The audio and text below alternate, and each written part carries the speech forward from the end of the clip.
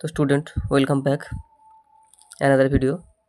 তো তোমাদের এই যে ডব্লিউবিটি টেস্ট পেপার আছে, তো ডব্লিউবিটি টেস্ট পেপারের এডুকেশনের সমস্ত ভিডিও তো এই চ্যানেল থেকে তোমরা পেয়ে যাবে, এবং সেটা তোমাদের 11 হোক, 12 হোক বা বিএ বিএ মানে অর্থাৎ গ্র্যাজুয়েশনের সেমিস্টার 1, 2, 3, 4, 5, 6, 7, 8, যেহেতু এবছর থেকে 4 ইয়ার হচ্ছে গিয়ে গ্র্যাজুয়েশন চালু হয়েছে, তো সমস্ত ভিডিও এবং সাথে সাথে আমি মাস্টার্সেরও ভিডিও এখানে আপলোড করব। তো স্টুডেন্ট, আজকে আমি এই ডব্লিউবিটি টেস্ট পেপারের যারা এইচএস দেবে, তো তাদের যে কোশ্চেন অ্যান্সারগুলো আছে এখান থেকে, সেই কোশ্চেন অ্যান্সারগুলো সলভ করার চেষ্টা করবো, এবং এখান থেকে যে ম্যাথগুলো আছে প্রত্যেকটা ম্যাথ হাতে ধরে করিয়ে বুঝিয়ে দেওয়া হবে। তো সুতরাং দেরি না করে চলো আমরা সলিউশন করতে শুরু করে দিই। তো স্টুডেন্ট দেখো, এই যে স্কুলটা আছে ভালো করে তোমরা দেখো, এসি 58 পেজের যে নর্থ 24 পরগনা জেলার যে কোশ্চেনটা আছে, তো এখান থেকে এমসিকিউগুলো আমরা একটু পরে সলভ করব।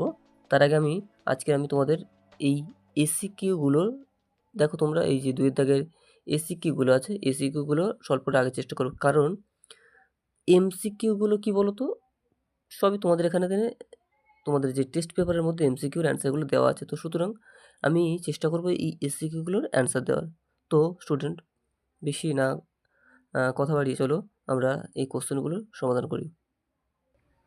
তো স্টুডেন্ট দেখো, এখানে যে প্রথমের যে কোশ্চেনটা আছে ভালো করে দেখো তোমরা, তো এই যে শিক্ষা প্রযুক্তিবিদ্যার লক্ষ্য কী, তো শিক্ষা প্রযুক্তিবিদ্যার লক্ষ্য কী, তো এই কোশ্চেনের অ্যান্সারটা কী হবে?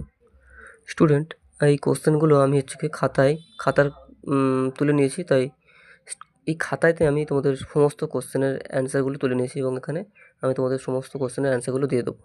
তো দেখো, প্রথম যে কোশ্চেনটা ছিল, দেখো টেস্ট পেপারে তোমরা দেখেছো যে শিক্ষা প্রযুক্তিবিদ্যার লক্ষ্য কী। তো শিক্ষা প্রযুক্তিবিদ্যার লক্ষ্য কী বলতো, শিক্ষার্থীর শিক্ষামূলক চাহিদাগুলি ও বৈশিষ্ট্যগুলি পূরণের মাধ্যমে কি শ্রেণীকক্ষের শিক্ষার্থীদের কার্যকর করে তোলা, অর্থাৎ কি শিক্ষার্থীদের শিক্ষামূলক চাহিদাগুলি ও বৈশিষ্ট্যগুলি পূরণ করে শ্রেণীকক্ষের শিক্ষাকে কার্যকর করে তোলা, এটা হচ্ছে কি শিক্ষামূলক প্রযুক্তিবিদ্যার লক্ষ্য। তো নেক্সট কোশ্চেন যেটা ছিল, দেখো ডব্লিউডব্লিউডব্লিউ কি, অর্থাৎ ডব্লিউডব্লিউডব্লিউ কি, ওয়ার্ল্ড ওয়াইড ওয়েব। সুতরাং ডব্লিউডব্লিউডব্লিউ হচ্ছে কী বলতো, একটা হচ্ছে ওয়েবসাইট, যেখানে কী বলতো আমাদের সমস্ত রকমের তথ্য ওখানে সংরক্ষিত থাকে এই ডব্লিউডব্লিউডব্লিউর মাধ্যমে। নেক্সট কোশ্চেন কী আছে, দেখো কম্পিউটারের একটি আউটপুট যন্ত্রের নাম। তো কম্পিউটারের একটি আউটপুট যন্ত্র কী হবে? কম্পিউটারের একটি আউটপুট যন্ত্র হবে monitor, printer, speaker, projector, headphone ইত্যাদি। এগুলো হচ্ছে কি কম্পিউটার আউটপুট যন্ত্রের নাম। প্রাথমিক শিক্ষার ক্ষেত্রে অপচয় ও অনুন্নয়ন বলতে কী বোঝো? তো অপচয় বলতে সাধারণত কী বোঝায়? শিক্ষাক্ষেত্রে অপচয় বলতে সাধারণত যেটা বোঝায় যে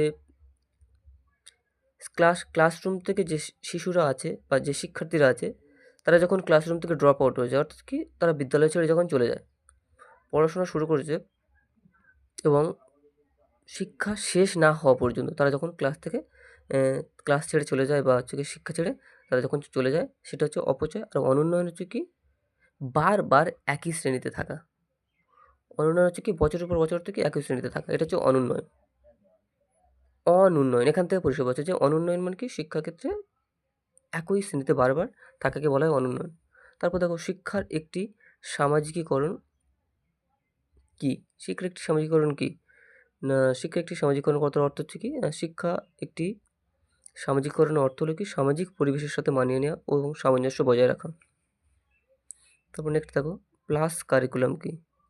প্লাস কারিকুলাম, তো প্লাস কারিকুলাম না কি, যেসব প্রতিবন্ধী শিশু, অর্থাৎ যেসব অন্ধ শিশুগুলো আছে, ব্লাইন্ড চিলড্রেন, তো ব্লাইন্ড চিলড্রেন যেসব আছে, তাদের নির্দিষ্ট চাহিদা হচ্ছে কি ও তাদের মধ্যে যে সুপ্ত সম্ভাবনাটা আছে, এই সুপ্ত সম্ভাবনার কথা মাথায় রেখে শিক্ষা ব্যবস্থায়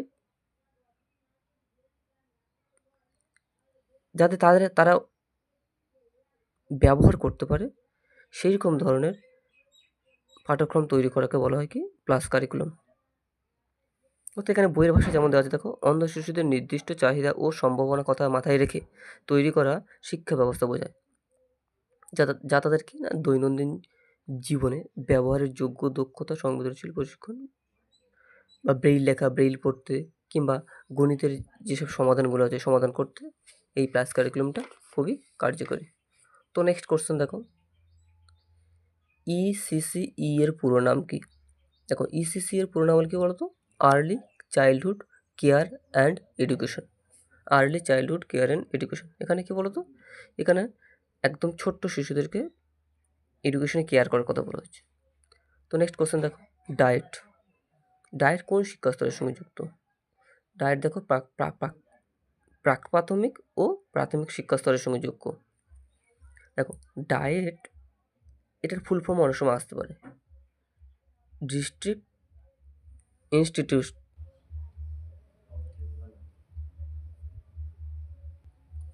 অফ এডুকেশন অ্যান্ড ট্রেনিং।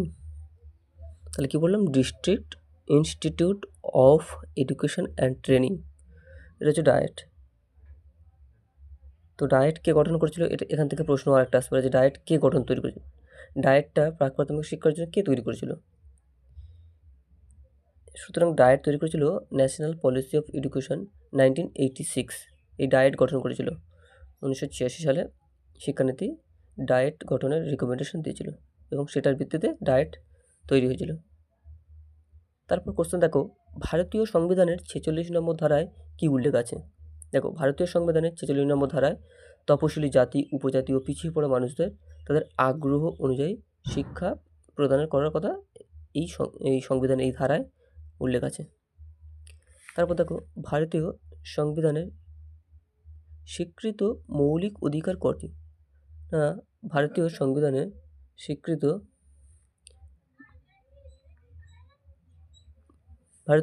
স্বীকৃত মৌলিক অধিকার 6টি। সমতার অধিকার, স্বাধীনতার অধিকার, শোষণের বিরুদ্ধে অধিকার, ধর্মের স্বাধীনতার অধিকার, সংস্কৃতি ও শিক্ষাগত অধিকার, তারপর হচ্ছে সাংবিধানিক প্রতিকারের অধিকার। এনইপি এর পুরো নাম কি?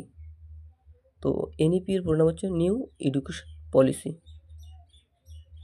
কোন শিক্ষা কমিশন সপ্ত প্রবাহ পদ্ধতির প্রস্তাবনা দান করেন? না, মাধ্যমিক শিক্ষা কমিশন বা মুদালিয়ার কমিশন সপ্ত প্রবাহ পদ্ধতির কথা বিস্তারিত করেন।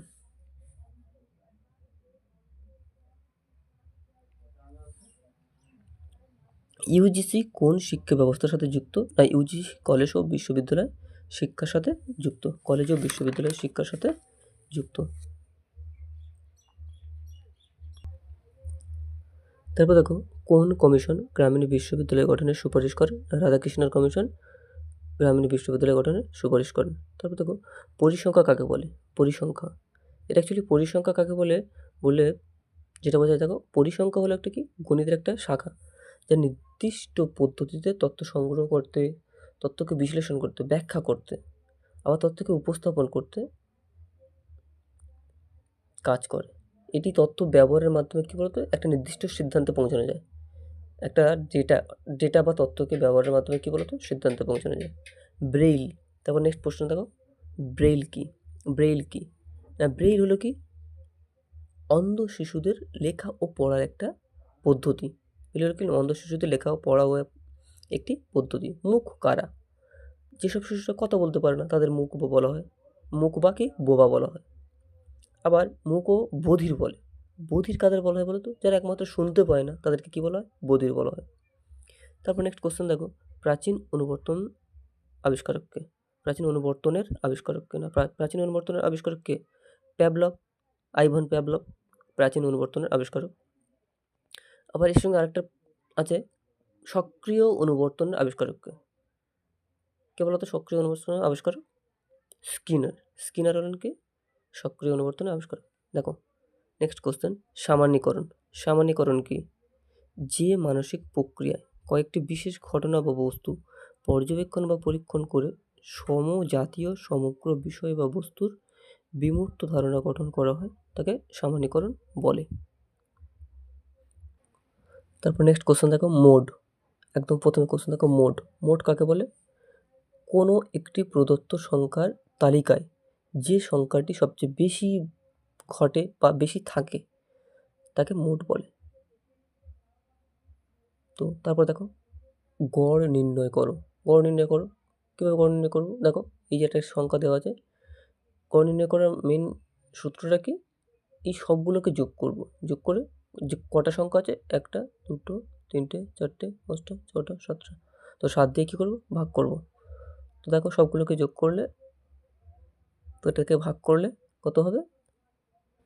তো দেখো তোমরা যদি এইটাকে ভাগ করো, দেখবে অ্যান্সারটা আসবে এরকমই, 13.143। তো এটা তোমাদের অ্যান্সার হয়ে যাবে। তারপর দেখো, শূন্য সহগতির কাকে বলে? যখন দুটি চলের মধ্যে কোনো একটি পরিবর্তন হয় এবং অপরটির পরিবর্তন হয় না, তখন সেই সম্পর্ককে বলে কি? শূন্য সহগতি। তো তারপরে কোশ্চেনটা দেখো, স্কিনার বক্স কি? তো দেখো, স্কিনার বক্স কি না, স্কিনার তার শিখন পরীক্ষায় তিনি যে যন্ত্রটি ব্যবহার করেছিলেন তার নাম হলো কি? Skinner box. তো তারপরে প্রশ্নটা দেখো, থর্নডাইকের মুখ্য সূত্রগুলি কী কী? দেখো, থর্নডাইক তার পরীক্ষায় কিন্তু 8টা সূত্র দিয়েছিল। তো 8টার মধ্যে 5টা সূত্র হচ্ছে কি গৌণ, আর 3টে হচ্ছে কি মুখ্য। সেই 3টে হচ্ছে সূত্র কি? একটা হচ্ছে law of readiness, law of effect, আর হচ্ছে ল অফ এক্সারসাইজ, অর্থাৎ প্রস্তুতির সূত্র, অনুশীলনের সূত্র, আর কি প্রভাবের সূত্র। তো আজকের এই ছিল আমার, এই পর্যন্তই। তো নেক্সট দিন আমরা এর পরের যে স্কুলটা আছে সেটা নিয়ে আলোচনা করব। তো ভিডিওগুলো ভালো লাগলে একটু লাইক করবেন আর চ্যানেলটাকে সাবস্ক্রাইব করে রাখবেন, কারণ পরবর্তী নেক্সট যেসব ভিডিওগুলো আসবে, তো এরপরে আমরা যে ভিডিওগুলো আনবো সেগুলো হচ্ছে ম্যাথ রিলেটেড, যেগুলো মিন, মিডিয়ান, মোড এবং তার সাথে গ্রাফের ওজাইভ এবং অর্থাৎ হিস্টোগ্রাম আর পলিগ্রামের যে গ্রাফগুলো হবে অঙ্কের মধ্যে, সেইগুলোই নিয়ে আসতে চলেছি আমরা। তো থ্যাংক ইউ।